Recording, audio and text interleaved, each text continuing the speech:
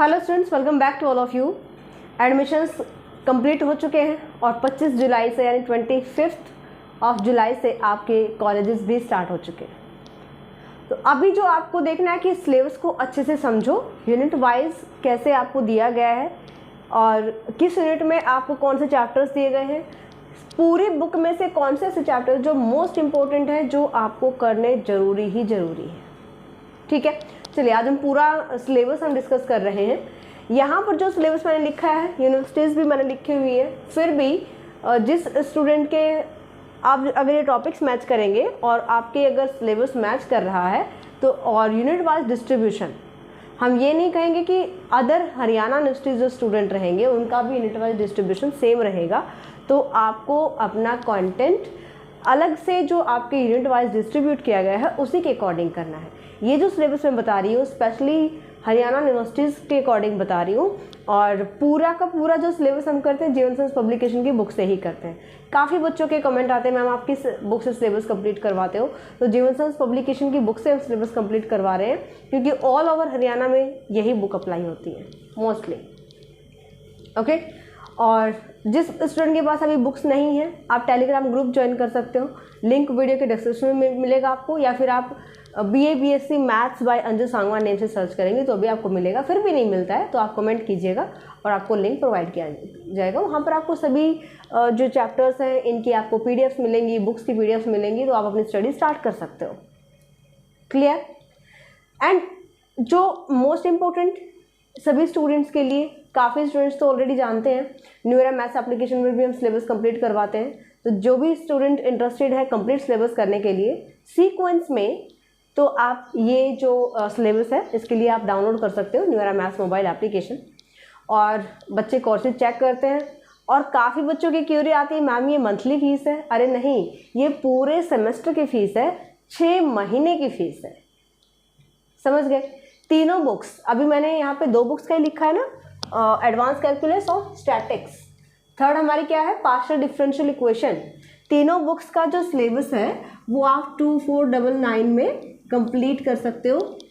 इसके साथ साथ अपने डाउट्स क्लियर कर सकते हो। इसके साथ आपको हैंड रिटन नोट्स मिलेंगे। ये ज़रूरी नहीं है कि आपको तीनों बुक्स के मिले, क्योंकि अभी ये प्रोसेस में चल रहा है, तो एकदम से सभी नोट्स नहीं बनाए जाएंगे। 3 सेमेस्टर है, फर्स्ट, थर्ड एंड फिफ्थ। तो एडवांस कैलकुलस के कंप्लीट हो चुके हैं, ये आपको जल्दी मिल जाएंगे। जैसे ही जिन बच्चों ने एनरोल किया हुआ है उनको भी जल्दी प्रोवाइड किए जाएंगे, और जो बच्चे जो कोर्स एनरोल करेंगे उनको भी सॉफ्ट कॉपी इनकी मिलेगी।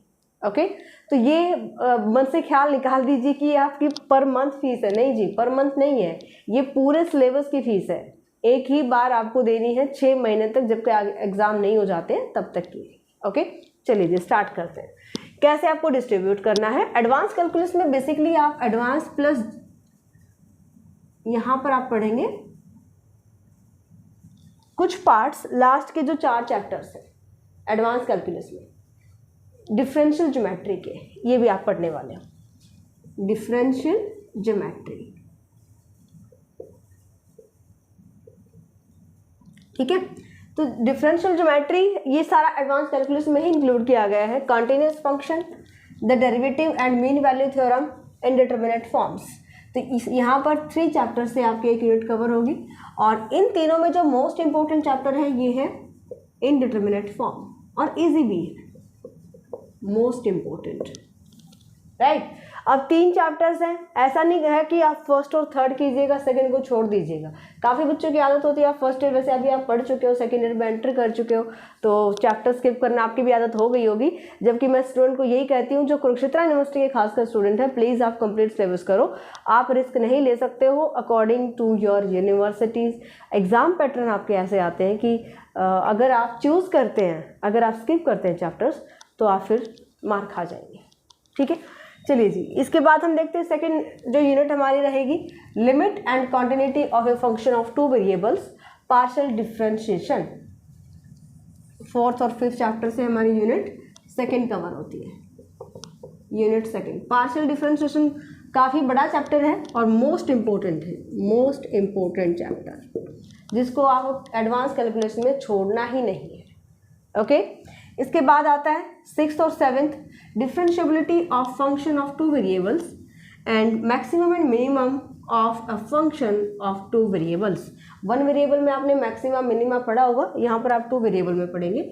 इन 2 चैप्टर से आपके यूनिट 3rd कवर होती है। अब जिसमें 2 चैप्टर है उसमें आप चैप्टर स्किप करने की सोच भी नहीं सकते हो, राइट। जिसमें 3 चैप्टर्स उसमें फिर भी आप ये देख लोगे 1st और 2nd कर लें या 2nd और 3rd कर लें, 90% काम चल जाता है, ओके।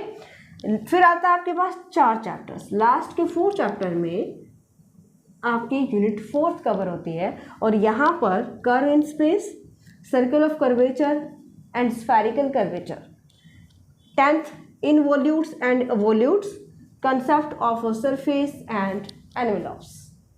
ठीक है, तो चारों चैप्टर से यूनिट कवर होगी। आपको कर्व इन स्पेस तो करना ही करना है, मोस्ट इम्पोर्टेंट चैप्टर है। अगर आप कर्व इन स्पेस नहीं करेंगे बाकी के चैप्टर नहीं कर पाएंगे। पूरा का पूरा बेसिक इसके अंदर है, समझ रहे हो।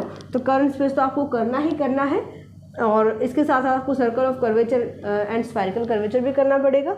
आप ये 2 चैप्टर शॉर्ट क्वेश्चन के लिए अगर आप करना चाहते हैं तो कर सकते हैं, अदरवाइज आप इनको स्किप कर सकते हैं। जो बच्चे केवल पास होना चाहते हैं वो इनको छोड़ सकते हैं। जो बच्चे कंप्लीट 100% मार्क्स चाहते हैं वो इन चैप्टर्स को स्किप नहीं करेंगे। स्टैटिक्स में क्या है, forces acting at A point, और स्टैटिक्स को बच्चे सबसे टफ मानते हैं, सबसे टफ मान के चलते हैं। जबकि मैंने इसका एक एक एग्जाम्पल यहाँ पे करवाया। जो जीजी यूनिवर्सिटी के बच्चे सुन रहे हैं, आपका भी आपकी यूनिवर्सिटी के अकॉर्डिंग सेपरेट कोर्स है, तो आपको इन कोर्सेज को देखने की जरूरत नहीं है। काफ़ी बच्चों के कॉल्स आते हैं, मैम जीजी के हैं हम तो, लेकिन इसमें तो 3 बुक्स है, हमारी तो 2 बुक्स अप्लाई होती है, एडवांस कैलकुलस, न्यूमेरिकल एनालिसिस। तो आपकी यूनिवर्सिटी के अकॉर्डिंग अलग से कोर्सेज हैं। जिस बच्चे को डाउट है आपको फ़ोन नंबर्स दिए जाएंगे, आप उन पर कॉल कर सकते हैं, ठीक है। यहाँ पर जो स्टैटिक्स का सिलेबस आप देख रहे हो 12 चैप्टर्स है, और बच्चा सोचता है कि स्टैटिक्स में तो मुझे कम से कम चैप्टर करने को मिले, कम से कम चैप्टर करने को मिले, क्योंकि इसका जो सिलेबस होता है ना वो थोड़ा सा फिजिक्स बेस्ड है। जो बीए के स्टूडेंट होते हैं उनको और भी ज़्यादा टफ लगेगा आई थिंक। यहाँ पर देखते हैं फर्स्ट 4 चैप्टर, ये 4 चैप्टर यहाँ लिखा हुआ है। Forces acting at a point, parallel forces, movements, couples, 2 chapter तो आपको करने ही करने हैं। ये तो मोस्ट इम्पोर्टेंट है ही यूनिट 1st के लिए। लेकिन मूवमेंट और कपल्स अगर आप नहीं करते हो ना तो आगे के चैप्टर्स में इनका यूज़ होता है, तो कुछ तो आपको पढ़ना पड़ेगा। मतलब ऐसा मत करो कि आपको एग्ज़ाम्स के लिए इसको चारों चैप्टर्स को प्रिपेयर करना है। एग्ज़ाम के लिए आप 2 चैप्टर पढ़ लो, लेकिन मूवमेंट्स और कपल्स में कुछ बस एक रीडिंग टाइप है ना। जैसे हम एक किसी भी लेसन की सिर्फ रीडिंग ले लेते हैं, हमें पता चल जाता है कि इसमें क्या दिया गया है, हम उसको डीपली नहीं पढ़ते हैं, डीपली याद नहीं करते हैं, समझ गए। तो इस टाइप से एक लाइक अ फॉर्मेलिटी आपको पता चले, मूवमेंट्स क्या होता है, कपल्स क्या होते हैं, सिर्फ इतना सा जान लो, ओके। तो इसका यूज़ होगा आगे जा करके, तो दिक्कत नहीं आएगी। Analytic conditions of equilibrium of coplanar forces, friction and centre of gravity, यहाँ पर आपकी 3 चैप्टर से यूनिट 2nd कवर होती है। और इधर आप 5वां, 6वां या फिर 6वां, 7वां कर सकते हो। सेंटर ऑफ ग्रेविटी स्टूडेंट ज़्यादा चूज़ करते हैं, friction of centre of gravity, right. इसके बाद हमारी यूनिट 3rd आती है 8th और 9th चैप्टर में। कौन सा, virtual work, forces in 3 dimension. यहाँ से यूनिट 2nd आपकी कवर होती है, सॉरी 3rd, यूनिट 2nd बता चुके हैं यहाँ पे, 5th, 6th और 7th चैप्टर में, ओके। तो इधर से मैंने बताया आपको, तो 5th और 6th कर लीजिए, 6th और 7th कर लीजिए, चल जाएगा काम आपका। यहाँ पर virtual work most important chapter है, बट यहाँ पे 2 चैप्टर्स हैं। तो जैसे कि KUK के मैंने क्वेश्चन पेपर देखे हैं, IGU के भी देखे हैं, IGU में भी, MDU में सबसे ज़्यादा रिलैक्सेशन होता है एक्चुअली, बाकी यूनिवर्सिटीज़ में कर देते हैं इधर उधर। मतलब 2 चैप्टर अगर दिए गए हैं ना तो ज़रूरी नहीं है कि एक क्वेश्चन आपका 8वें से यानी पूरे से कंप्लीट हो जाए, बट इस चैप्टर में प्रोबेबिलिटी 90% है, यहाँ से आपका एक क्वेश्चन कंप्लीट हो जाएगा। फोर्सेस इन 3 डायमेंशन, ये आप अगर करते हैं तो आगे जाके आपको हेल्प मिलेगी, समझ रहे हैं। तो इसको भी थोड़ा बहुत ज़रूर पढ़िएगा, मतलब बिल्कुल अनटच मत छोड़ो। अगर आप चाहते हो कि आप सोच रहे हो आप यहाँ पे कि चलो 8वें चैप्टर में क्वेश्चन हो गया, ठीक है, हम 100% मान लेते हैं कि यहाँ से क्वेश्चन आपका बन गया, तो 9th का क्या करेंगे। 9th में आप इतना करो कि आप जान पाओ इस चैप्टर में क्या दिया गया है, बस वो जो मेन डेफिनेशंस है इस चैप्टर में आपको दिया क्या गया, जो शॉर्ट क्वेश्चन में पूछ सकता है, समझ रहे हैं। तो थोड़ा बहुत ज़रूर पढ़िए।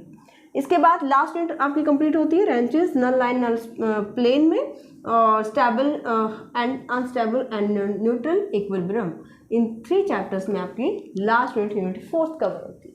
अब शॉर्ट क्वेश्चन तो पूरे में से कहीं से ही पूछ लेगा, है ना, उसमें चॉइस भी नहीं होती है, इसलिए पूरा सिलेबस एक बार के लिए रीड करो। एग्ज़ाम के लिए फिर बेशक आप चूज़ कर लीजिएगा, और इसके लिए आपको ना ही अभी जो अगस्त चलेगा, बच्चे इसके अंदर भी कोई यूथ फेस्टिवल है, कोई कुछ है, मतलब अदर एक्टिविटीज़ में भी बिजी रहते हैं, और जब लास्ट के 2 मंथ रह जाते हैं तब भागम भागी होती है, और अब हमें क्या करना चाहिए, कौन सा चैप्टर करना चाहिए, नहीं करना चाहिए, तब जाके आप ज़्यादा कंफ्यूज होते हैं। इससे अच्छा तो यही कि आप अभी समझ लो, सिलेबस को समझ लो, माइंड को प्रिपेयर कर लो कि मुझे यही चैप्टर्स करने हैं। अच्छी बात है, एक्स्ट्रा एक्टिविटीज़ करनी चाहिए, कोई गेम्स में है, कोई यूथ फेस्टिवल में पार्टिसिपेट करेगा, तो काफ़ी सारी ऐसी, सभी बच्चे ऐसे नहीं होते कि केवल स्टडी के पीछे ही पड़े रहते हैं ना, तो कर सकते हो, साथ साथ मैनेज कर सकते हो, कोई बड़ी बात नहीं है।